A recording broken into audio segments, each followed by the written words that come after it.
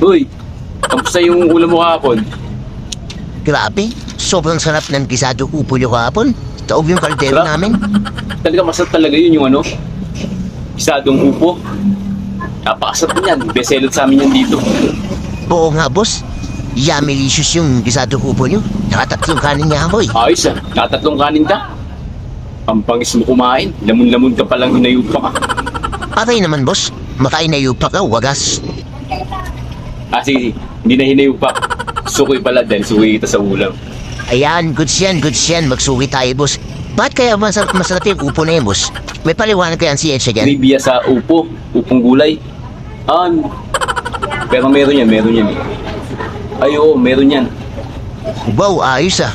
Meron palang trivia dyan sa upo na yan. Ganito kasi yan.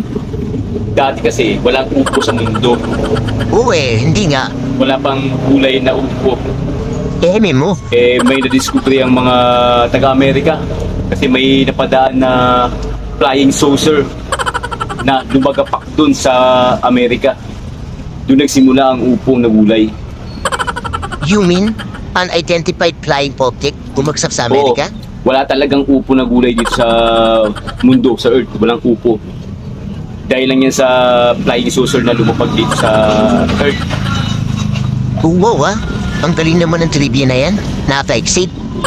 Anong meron sa flying saucer? Ano ba ito sa flying saucer? Kasi nasira nga yung flying saucer na pero wala natagpuan ng alien. Ang galing, no?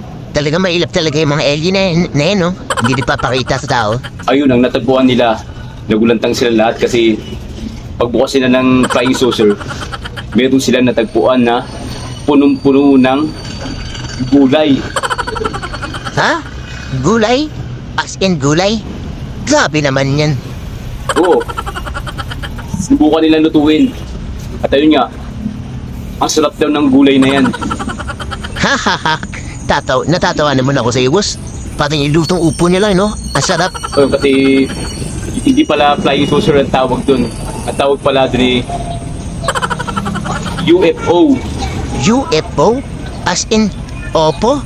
Huwag mo sabihin kaya tinawag na upo yung gulay na yun. Ayun, kaya tinawag na upo yung gulay na natagpuan sa flying saucer, sa UFO na yun. Kaya simula nun, tinawag nilang upo yung gulay na yun. At itinanim nila. Kaya ngayon, lumalaganap ang upo sa palengke, sa Earth, sa mundo. Grabe. Ayan pala ang dahilan ng pagkarating ng upo sa bansa natin, sa planeta Earth. O, ngayon, alam mo na. Diyan nagsimula ang upo. Walang upo sa Earth noon. Dala lang niya ng flying saucer o ng UFO. Kaya tinawag nilang upo yung gulay na yan. Salamat pala tayo sa flying saucer na bumagsak sa Earth, no? Dahil doon nagkaroon tayo ng upo. Salamat talaga tayo sa flying saucer na nasira, bumagsak sa Amerika. Ayun ang dahilan kung bakit nagkaroon ng upo sa mundo at kinakain natin ngayon.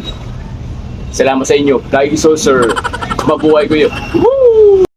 Baliw! At kung nagustuhan nyo ang video natin, do follow, like, and share.